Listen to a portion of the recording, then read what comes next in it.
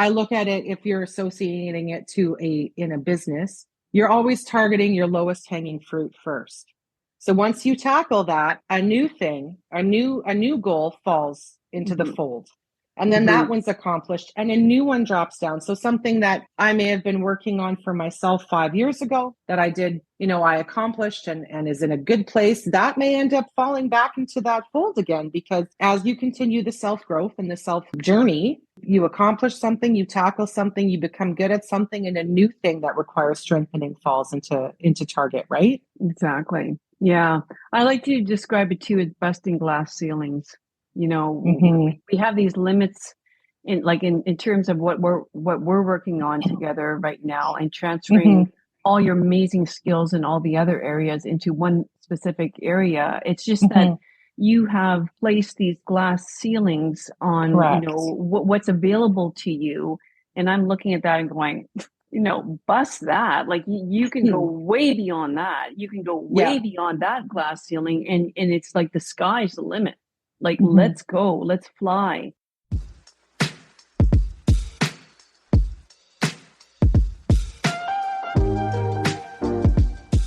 Hey, with the plethora of podcasts out there, I want to start by thanking you for choosing me.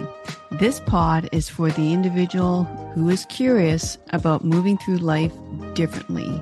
Each week, I interview expert guests who may change your perspective on your relationships, your finances, and your health. And if you change, the world will change too. All from tuning in. Enjoy the show.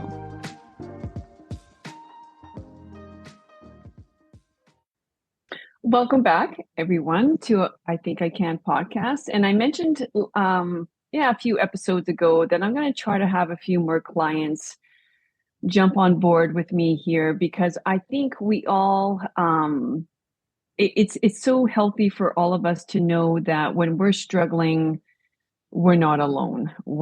And that's one of my main missions, is to never have anybody feel like they have to do this alone. So today I have the privilege of having Anne. Now that's not her real name, but we are going to call her Anne. And Anne has gone through the breakup of her marriage, and she wanted to come on today to let you know that there's a whole other wonderful, beautiful side, um, once you get through, and everyone can get through. So welcome, Anne. Pleasure to be back. All right. So we're not going to so much speak about the marriage and the demise of the marriage. We're going to focus on the mental health journey after struggling for so long to try to make this marriage work, and then, it ending in a divorce. Mm-hmm. It's a mental roller coaster, right, Anne? Most definitely, yes. A mental, emotional, even physical roller coaster. Yes, right. We can get into that a little bit later too, in what's happened in the last 6 months there as well. So, where do you want to begin? Well, it's interesting because, when we were chatting and you quoted me, actually, you made the statement, we were speaking in the context of mental health and the importance of mental health. And I made the comment, it's all great until it isn't. Right. And so we go back to, the journey began well over 5 years ago.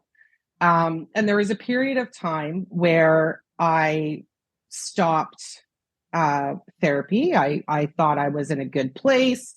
I had survived. I don't know. I don't want to say survived the journey. I had, I had bridged the gap for myself to where I thought I was in a good place, and I didn't need, regular maintenance, so to speak, anymore. And I think it was almost a 2-year period that I went. It was Yeah, definitely over a year. Yeah. I checked that out, and not surprisingly, I think there was a huge lap in 2020 with COVID, you know. Correct. Yeah. Yeah. Yeah. And I remember the pinnacle moment, and we've spoken of this before. I woke up extremely early on a Saturday morning, well before dawn, with the startling realization that I was not okay.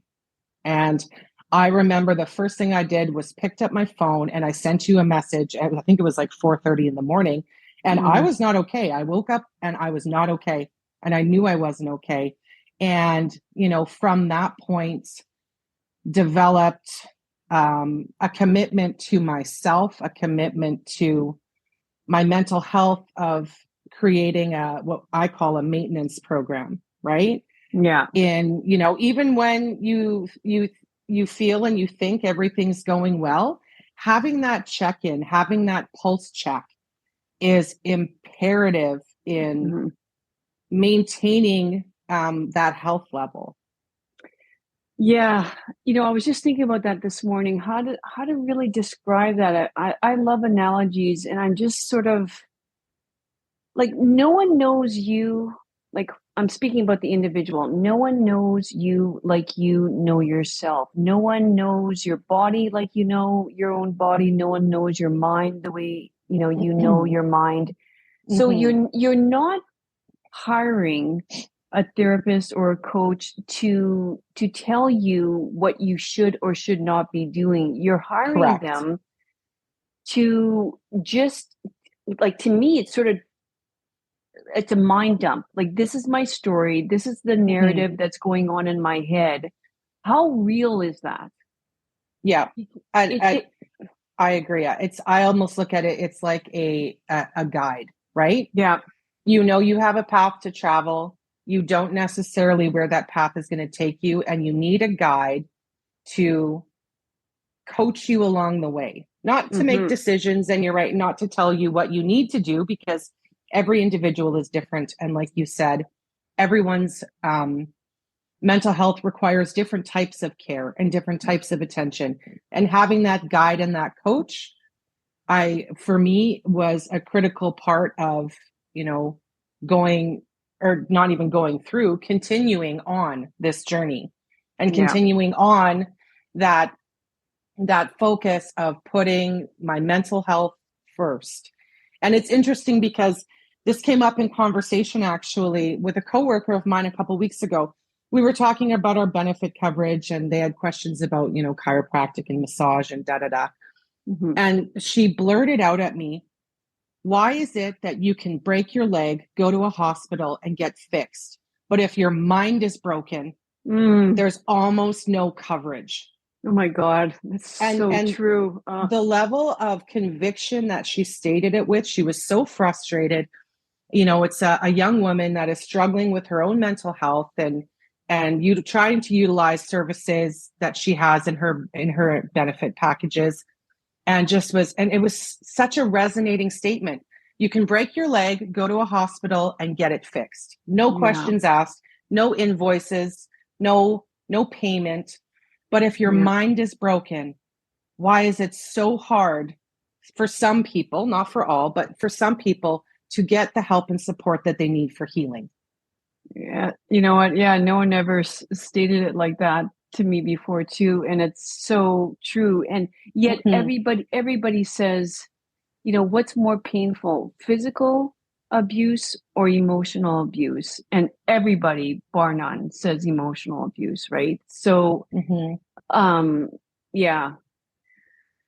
yeah, I don't know. I don't know. And yet, I mean, I think the government likes to have us think that, we have all the support in the world. We're putting mental health forward, and no, I would highly disagree with that. But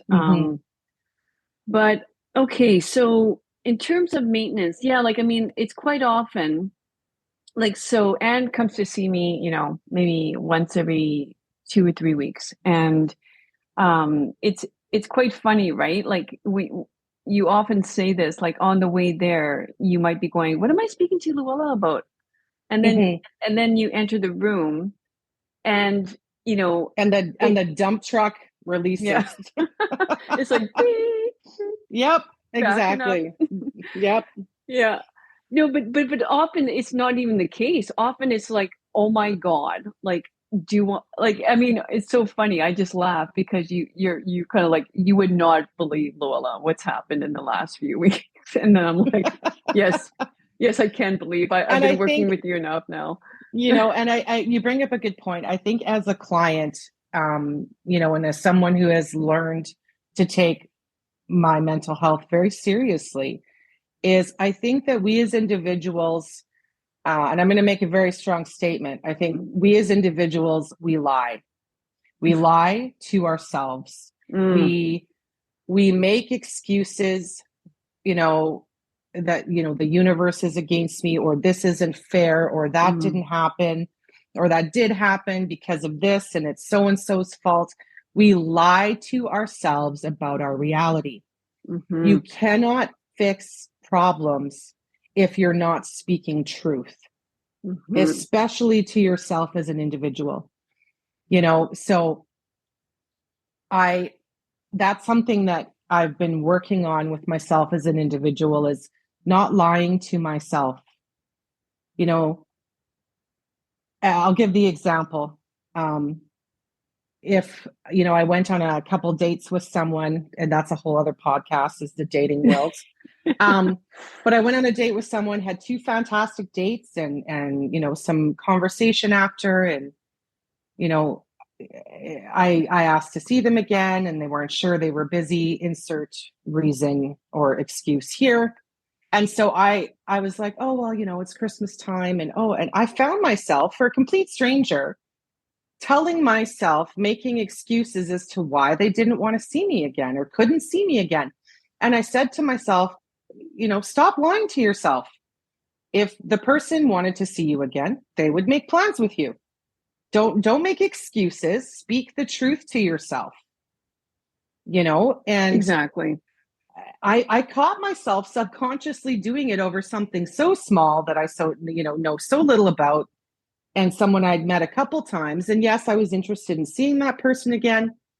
And, the conversation wasn't there, and the communication wasn't there. And, oh, well, maybe, they are just really busy. No, they're not that into you, or they would be asking to see you again. Stop lying to yourself, because the more that we lie to ourselves, the longer we prolong the healing and the moving forward, whatever it may be, and in order to strengthen your mind and strengthen your heart and your soul and your person, your identity, you have to be honest with yourself. Stop lying to yourself. Stop making excuses, and be brutally honest internally. Yeah, exactly. I know, like, and that's what's people, that's how you hear that saying, give me results, don't give me reasons. Like, stop making excuses, stop blaming the world or this person, or your upbringing. I mean, it's just, but it's easily, so much easier said than done, right? Because it hurts less. Well, exactly. Oh, he's too busy, instead of, oh, he doesn't really like you, right? Like, which statement is easier to swallow? Yeah, exactly. And I think one of the reasons that we love to attach the excuse to it is we have to realize we're trying to make sense of our world. We're constantly trying to make sense of our world. And when we're able to sort of give these reasons, we're really sort of grasping onto some sort of certainty. I don't know the answer, so therefore I'm going to make up an answer that suits my ego, and and now it's done, it's shelved, and I can get on with my day. Like, none of us want to, heaven forbid, we work on ourselves. Like we're sort of like, and I mean, in that case, you didn't have to work on yourself, but you kind of did. You have to face the rejection. It's still rejection, right?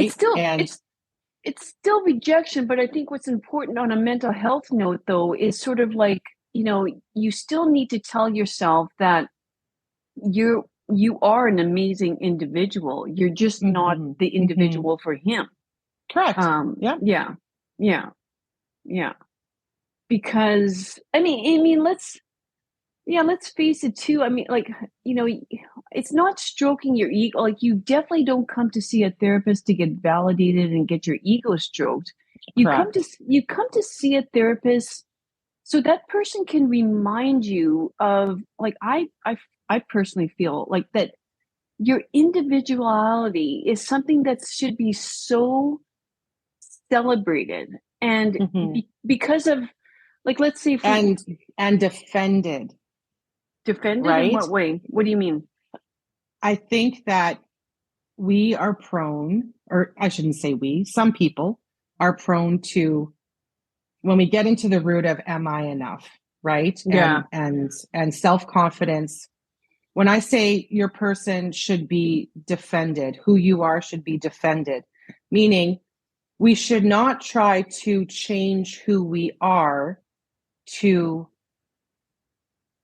appease or to please someone else. We should be proud of who we are. We should stand strong in our core values, in our, call them deal breakers, hard limits, mandates, whatever, is be proud of that and stand by that and defend it, rather than trying to compromise it. Yeah. Yeah. Yeah. Yeah. So, like, and like, I must say, I think I've told you this enough in the room too, but like, I see you as such a strong, independent, resilient woman. And that's what I see from 30,000 feet from above. Right. But where do you go sometimes in your mind? That's a really good question. I'm not bulletproof, right? I guess I associate it with, yes, strong, independent. I mean, I would almost argue, painfully independent. Yeah. Right? Driven, goal-oriented. I'm very proud of my successes. I'm very grateful for my blessings. But that level of drive and motivation comes with a high level of vulnerability on the emotional side of it. Yeah. So when I say I'm not bulletproof, is as much as you put into something, you are also vulnerable to the fall, or the pain or the hurt or the sadness associated with that, right? Yeah. We've heard the statement, on the other side of pain there is joy, right? Yeah. You experience one with the other, and you, with that strong independence and that drive comes a high level of vulnerability, and it makes the hurt compound. Be it your friends, be it a romantic relationship, be it disappointment, or maybe not attaining a goal. So what is my self reflection sometimes? I would say there's a lot of fear-based reaction or fear-based identification. And what I mean by that is, I don't want to be vulnerable. I don't like being vulnerable, and when I'm speaking to that, I'm speaking on a personal emotional context, right? Vulnerability makes me very uncomfortable because of the risk of the pain and disappointment and the hurt that may be associated with it. So, as we've spoken about, I elected for a significant amount of time to not get into a romantic relationship with a man through my journey, so that I could ensure that I was in a good place. I was well, I was healing and confident and secure in who I am as a person. Yeah. And now the double-edged sword to that is, again, it makes me really resistant to vulnerability. And in order to build a relationship with someone, you need to be vulnerable. You need to allow yourself to open up. You need to allow yourself to possibly be hurt and disappointed. So I think, that's one thing that I definitely struggle with is vulnerability is outside of my comfort zone. And I think even now, and we talk about it, and the reason why for myself, having this mental maintenance program, I got to find a better way to describe it because it sounds very technical, but having this having this program and ensuring that I'm doing the self check-in is because that self-doubt always creeps in, especially when if you're in an area or you're going into a situation that you haven't been in a long time, right? Yeah. And it's outside of your comfort zone. It's outside of what you're familiar with. Self-doubt continues to creep in, and asking yourself, am I enough? Be it physical, be it interpersonal, emotional, intelligence, sexual, whatever it might be, is, rather than reframing it to, is this my person? Is this the right person for me? Right. Yeah. Yeah. I mean, and you're right, because and that's never going to go away, because that's part of the human experience and the evolution of, moving from being like an ape, and being on the African, savannah, just always looking out, making sure that we're going to be okay. We're not going to be attacked. Like that's just being in defense mode. Yeah, exactly. Always trying to protect ourselves, and therefore kind of coming up with narratives and this doubt. But I think, just accepting that, allowing that in. But I want to, and not seeing it as a weakness. And I think that's really important, that we need to talk about vulnerability, because this is, again, something that's really, really common. And I'm just going to say alpha women, right? Like, high executive, like I can do it all, knock me down, I'll get back up sort of thing. It's sort of that cracking open of that vulnerability and just saying, you know what, I like even the phrase, I need help. Like I need you. I need help is really hard. Now, like, can I ask you, like, in your marriage, then that first marriage, do you remember a time where you asked for, like, which would have been really hard for you, and you would have asked for that? Oh, yes. To be shut down. Yeah. Yes. Repeatedly. So what does that teach you, right? It just like, it sends you on that, okay, this is how I have to be then. And nobody now, can help me but me. Yep. Exactly. Yeah. So and let's say, so in the online dating, and I mean, it's something that you're constantly trying to crack open, right? It's sort of like, is it safe to be vulnerable? Can I be vulnerable now, with this person? Like, or how long is it going to last, or, I think I don't know if this answers that question. And I mean, it's a compound of different things, right? Yeah. The experiences in a marriage that didn't work, and all of the feelings and emotions associated with that.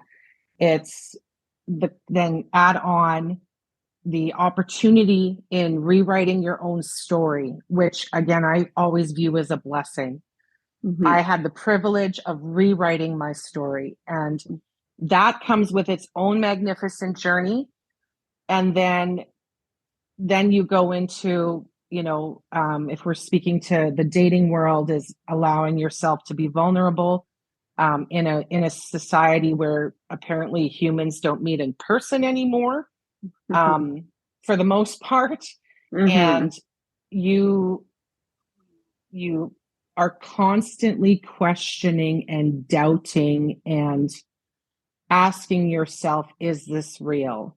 And even, meeting people in person, words that come out of an individual's mouth are only words. It's the actions that are going to determine if in fact anything's, going to proceed. So I would say that it's unfortunate, but it's been an experience that has just caused me to doubt and question people and their level of honesty and integrity. And again, you have to kiss a few frogs to find a prince. But I don't want to doubt people. I don't want to question if what they say is true, if they're speaking the truth, if their intentions are real, if they are who they say they are. So that's been a tough journey. And we both know that I have elected for many years, well over decades, to not be active on social media for my own personal reasons.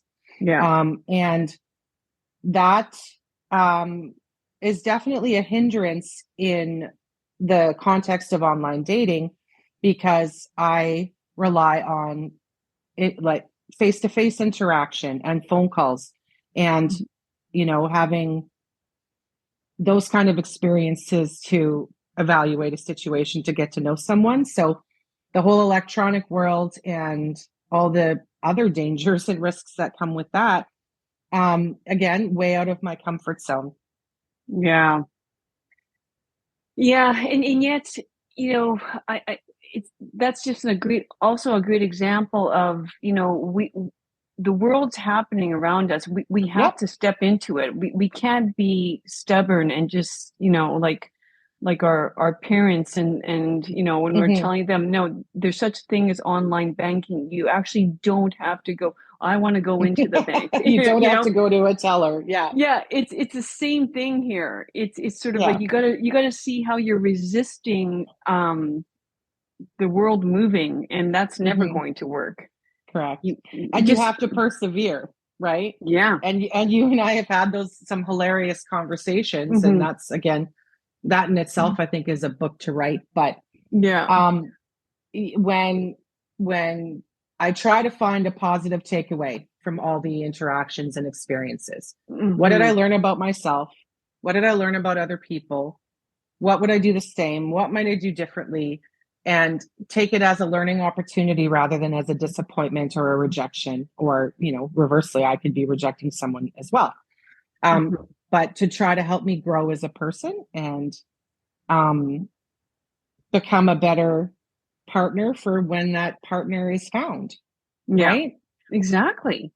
It's and like, you're right. The world keeps turning, whether you want it to or not. And that goes right back to our early dialogues well over 5 years ago. Is, life happens and things will happen the way that you don't want them to, that weren't planned, that you weren't prepared for. And the world will keep on turning, whether you want it to or not. And you have to, like I said, get up, put on your lipstick, be confident, stick to your goals, and you have to carry on. You have to persevere, because the world keeps turning. Life keeps happening. And, I think, like, we can put a really, like, nice positive spin on this as well, because, because we get to choose our experience, right? But that's the whole, that's the difficult part, is that we have to realize that we have been mapping out the world, like, since we were a child. Like, we have created a map of the world. We've created, like, almost a movie, and this is how like, my life is the movie that I'm watching from a distance. But once we change, we get to once we step into the experience, we get to alter that movie, and it's sort of, but that's the difficult part, is that we've made the movie from all of our past experiences, and be open to the narrative changing. Yeah, exactly. Different characters, different scripts. And that then it becomes exciting, and we start to look around for the novelty, for the the change that we're creating, by like you say, by not resisting. And I remember I used to use this analogy tons in therapy, and I stopped using it, but it just occurs to me now as I look out my window, and I have a river behind me, and I always felt like, we're flowing through life like a river, but at some point we sort of decide, I don't want to do this anymore, and we grab on to this branch that's attached alongside the shore, and now we're resisting the flow, and we're holding on to resisting change. Yeah, exactly. Desperately going, I'm not doing this. No, I'm not. No, I'm sorry. You got to let go and flow. And but it's exciting because around the corner, what's there?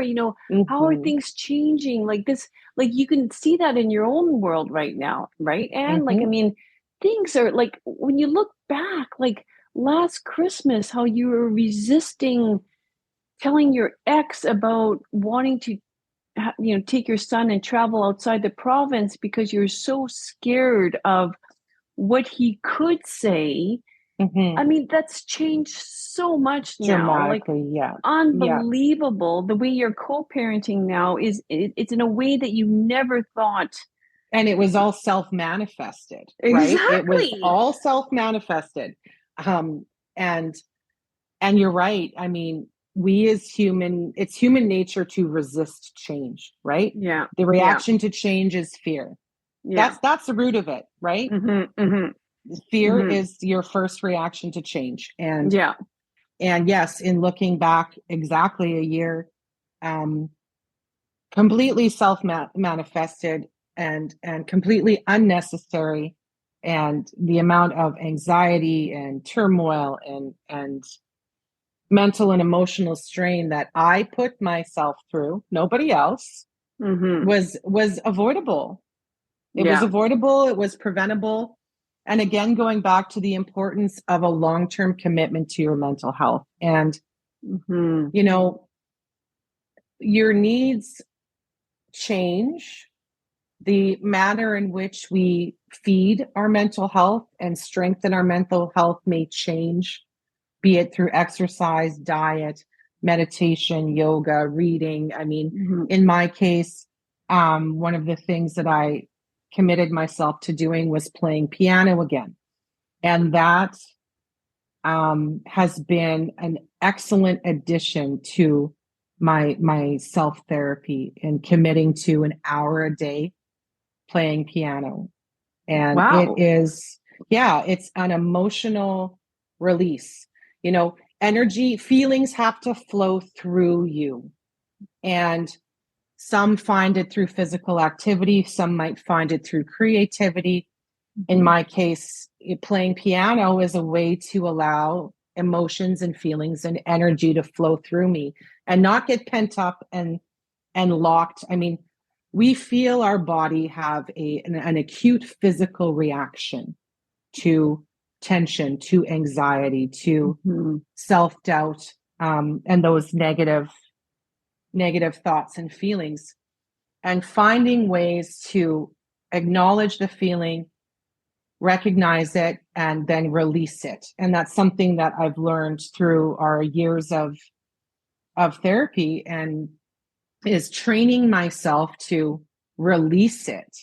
Yeah. We acknowledgement is one thing, but then you have to let it go, or you can't move forward. You're trying to walk through sand with weights strapped around your ankles. You have to release that. And like I said, piano is something that I recently added to my regime, and it's been wonderful. It's been wonderful for my soul and for my mental health, and just managing the regular pressures of life and the regular expectations that we have of ourselves. I wish I could be passionate about running. I wish I could be passionate about running or weightlifting or something like that. But your fingers are burning calories, though. Not that many. I'm pretty sure not that many. No, but I mean, it's like it's meditative though, and that's what I like. I love I personally I've been thinking about this for the last few weeks, and I want to start drawing. I want to start painting. I write, and that's how I get in, my creativity out. But like but that what's so important about this, and I just want to let people know, it's not just like, oh, you're getting you have a hobby, or you no, it like this kind of work, what you're doing with playing the piano is it's you are in the moment. You're not in your head. Correct. And I mean, that's what people need to practice so much. And you and also the more sorry, go ahead. Well, you also mentioned that you're thinking of going back and singing and stepping into a choir. Yes, that was that's another thing that I'm looking at doing as well, is joining a choir again. There was a time in my life where I was actively involved in choir, as well as an avid piano player, and going back to my roots of what I know brings me joy, and keeping me present. You're very correct in that. Yeah. You're not worrying. So so did you have, I don't think I've ever asked you this before, but did you go to therapy at all before you first saw me 5 years ago? Or no? So I've been your only therapist. You've been my only therapist. Yes. Wow. And I definitely I think it's important that we speak to that. I'm by no means a professional, but I would say there's a big difference between a counselor and a therapist. And, you should not be seeking, I guess, if I leave, I've never left a session with my feeling, I don't want to say with my feelings feeling validated. I don't go for validation. I don't go for, yes, you're right and they're wrong. And, I think sometimes, again, people are lying to themselves, thinking that, going to a counselor is going to make them feel better and validate what they're feeling. And yes, I'm right and that person's wrong. That's not what you're trying to do. You cannot heal. You cannot solve problems if you are not honest with yourself and digging deep. Yeah, I know. And I always feel, I feel bad. I mean, I shopped around, right? I did my homework and shopped around, and I did talk to other professionals, and I did interview other professionals, and I knew that was not what I needed to heal and to strengthen and to, have a coach through the journey. Yeah. I mean, people hire, physical, like fitness trainers and coaches and nutritionists, and, some have yogis, and, why not invest that into your mental health? Oh, I know. It's just, I don't think people will get it until they get it, and it's like you said, like, it's so true. It all works until it doesn't work. It's the best diet until that diet doesn't work. It's all great until it's not. Yeah, exactly. And, like our sessions, we're normally, we laugh a lot. We swear a lot. And that way, I think I'm rather unconventional. Like sometimes I feel like I'm swearing more than you are. But I'll call you on your shit, and we'll laugh, right.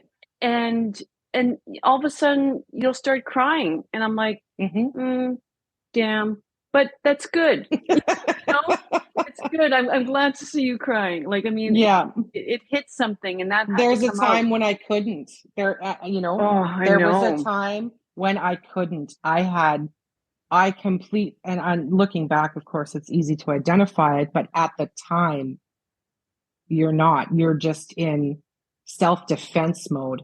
And there was a period of time where I emotionally was rigid. And I could not cry. I had nothing left.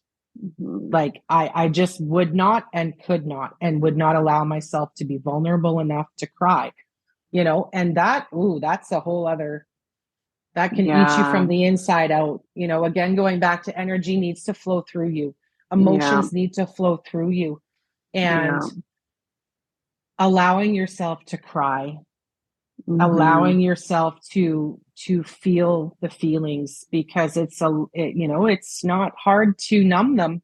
It's not hard to suppress them and not have to feel them, but that will leave you completely locked in one spot. Yeah. And when I think of it too, like, you're right. Like, when you came to me, like, I think you were very rigid. Like, when you think about it, like, very stiff and rigid, and throughout the journey, because you were protecting yourself. Oh yeah, 100%. Totally. Yeah. Yeah. And now you're much more softer and pliable, but still incredibly powerful, like, in terms of like I'll be saying to Anne, so what have you been up to or whatever, and she's like, basically, well, traveled here for business, and running the team and putting out that literally a fire okay, at work, but then also stuccoed the house, and renovated the bathroom. Yeah. Laid paving stone outside. Like, I mean, it's just, it's nuts. And like, I'm just like, holy crap. Like, but at the same time, like, I'll just say, a wonderful mother. Like, I mean, you're raising a son, and I really like this too, that you're going to allow your son to feel his feelings. Yes. But you're not going to wrap him up in a cozy blanket all day long and allow him to watch TV because he's feeling sad that day. No, it's like, hey, buddy, you get to feel sad, but you know what? Like, there's lots of other things to do today too. So, like, I mean, you allow him to feel sad, but then you don't allow him to stay in that sadness. Yeah, you forever. can't. You have to be able to let it go, right? It goes back to feel the feelings and then let them go. Yeah. Right? You can't stay anchored in that spot, because all that becomes is self-pity. Exactly. Whether you're angry because you didn't get something, or someone was overlooked for a promotion, or they didn't get what they thought they would out of work, or their partner disappoint them, or, whatever. If you stay in that moment, it just becomes self-pity. Yeah. And feeling sorry for you can acknowledge your feelings. You can feel, I guess, sorry for yourself or disappointed in what happened, but you have to let that go. Yeah. Otherwise you're going to turn into, living in a victim mantra. Victim and angry and bitter and blaming and judging. It's just like, what's the point? The world is out to get me. Yeah. Exactly. And like, we're not trying to be it's easier to deflect and to blame others than it is to introspect and do the work to move forward. This is not an easy process, No. And I think when we're speaking to why don't people invest in a coach for their mind the way they do for their body, their health, their diet, even, music coaches and singing teachers. And why not, when you're failing to invest in the most important part of your being, your mind, and you don't get instant gratification from this process. And we were speaking to it, and I kind of thought about it is, if you have a fitness coach, you're getting measurements and you're doing, maybe it's checking your weight, and you're seeing instant results. Yeah. If you're taking an art class, you're seeing instant results. If you're seeing a nutritionist and maybe you're getting blood work done, you're seeing instant results. The mental health therapy and the mental health journey is not immediate results. It takes work. And every time, it's a moving target. Every time you peel a layer away, you expose something new, and then you peel another layer away and you expose another new thing. And there's no finish line. There's no immediate gratification that you may experience in other ways, right? Yeah, it's tough to measure. It's tough to measure. I'm glad you brought it up that way too, because, I mean, you're right in you hire these coaches, all different types of coaches to improve a skill set when you think of it like that. But you're right, those variables are very typically easy to measure. Let's say like weight, like you use a scale, you measure out your food, you tell your coach, yes, I did this many sets. It's like you can regulate those external variables very easy, and therefore it's much easier to get specific results. Where life, there's no way of controlling the external variables. It's sort of like I could send you off after a session happy as a whatever, and the next day it could come crashing down. Exactly. Yeah. But there is, the skill is, this environment right now that just like crumbled around me. It's simply the externals. I still have my mind, and I get to choose my emotions. I get to look at this event, and I get to perceive the event as having possibility good things coming out of it. It's sort of like there's never a good, like an event is never, there's no absolutes in life. It's never good or bad. It appears bad right now, but I'm curious to see how this is going to evolve. I just think, people get too stuck on expecting, the worst thing to happen, or making this decision that it is a bad thing. It's like, because as you can see right now, if someone would have told you 5 years ago that you would be where you are in your emotional health, and it's crazy. We worry for nothing. Like, and like, I mean, it's not like I'm some superhuman. I do the same thing, but I'm constantly, like you say, I'm constantly working on exercising that mental muscle, because I tend to always think like this. It's sort of like, that's my number one priority. Like, my physical health, my body might break down, but really it's my mind that I feel is controlling my body. So if I perceive my body as being, 30, when I'm 60, like, my body will work better because of my perception. Everything's in the perception. Like I said, like, you create your own mental construct of what's happening around you because of your past experiences. So you get to choose the way you want to experience life. And again, I think this is what a therapist is there for, is it's sort of, you come to me and say, Luella, this is the reality that I seem to be creating around me right now. This is the movie that I'm seeing. How real is this? You know? But learning to reframe it is a hard skill to learn. That's something that you and I are working on with my own growth right now, is, it just because in one avenue of your life you are feeling very confident and you're feeling very successful and you've got that locked down, there's another area of your life where you don't have that level, right? You're not at that level. And in my case, we have a specific avenue that we're working on with me, and learning to reframe the mindset, learning to reframe the perspective, change the narrative, change the self-talk.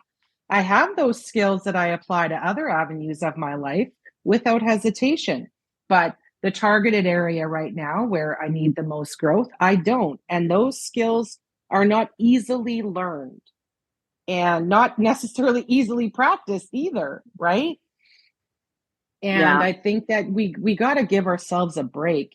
And what I mean by that is just because we excel in one avenue of our personality or life does not mean we excel in another. And we're never going to be perfect. We should never be even shooting for perfection because it's an ever-changing target, right? It's a moving target. It's a different goal. It's a different avenue. And I look at it, if you're associating it to in a business, you're always targeting your lowest hanging fruit first.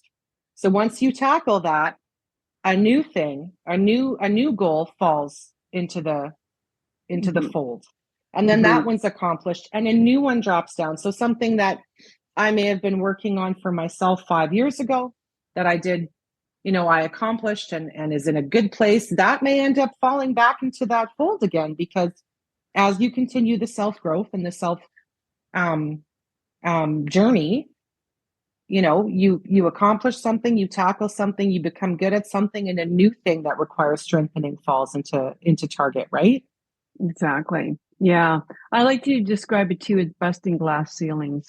We have these limits in terms of what we're working on together right now, and transferring all your amazing skills in all the other areas into this one specific area. It's just that you have placed these glass ceilings on, what's available to you.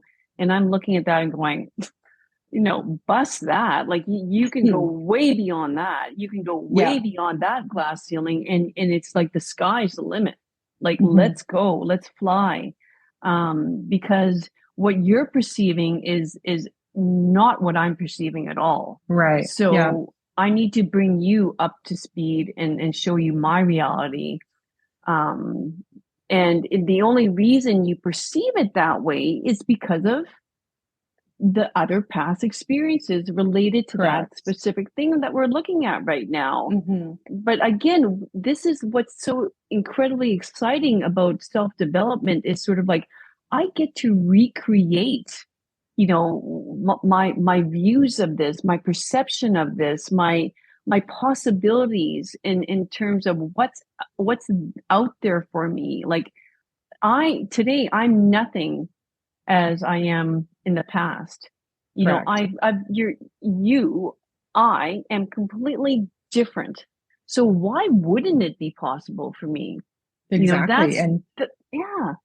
Yeah. And I think back to a word, a line I've said to people, to myself, and again, I have to reapply it, is my experiences and my choices of the past do not define me in the present. And that is something that I have to continue to remind myself. Just because something happened or an outcome was a certain way, or I chose to do something a certain way once upon a time, that doesn't mean that it's going to be the same outcome this time. Right? Yeah. And again, the experience of the past do not define me in the present. And you have to remind yourself that, or you go back to, this is uncomfortable. I don't like this. This is what happened last time.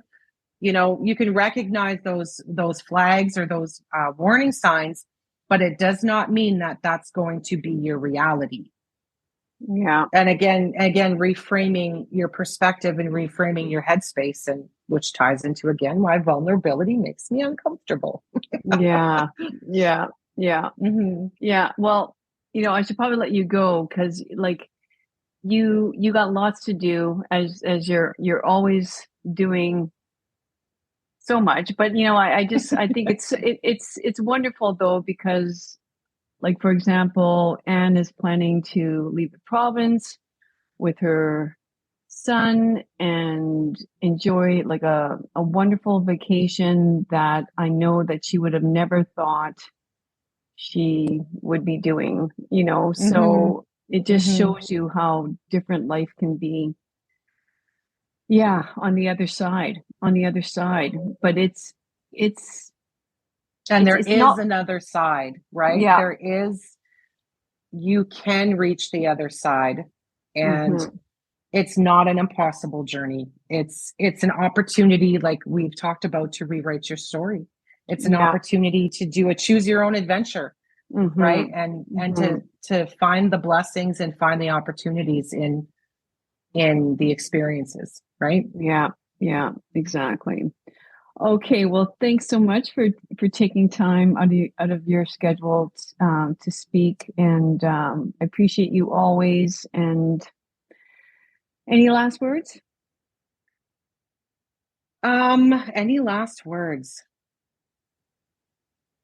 We have to keep trying. We have to keep going. Be honest with ourselves. Be truthful with ourselves, because that's how we solve problems, and that's how we get better. I love it. You know what? I'm going to ask you one other thing. I just decided to start doing this on my podcast. I want each guest at the end of the podcast to ask a question that I'm going to pose to my next guest. It can be anything, but what's something that I'm going to open up with on my next episode, and I'm going to ask, what would my question be? Yeah. What's stopping you? Okay. I'll take note of that, and then we'll see what his answer will be. All right. Thank you so much. Always a pleasure. Thank you. Bye-bye. Bye-bye. Thanks once again for joining me on another great episode of I Think I Can podcast. If you liked it, please subscribe below so you don't miss out on any future episodes. And until next week, treat each day like it was your last, because each new day is a privilege that we shan't take for granted. Cheers and have a great week. Bye-bye.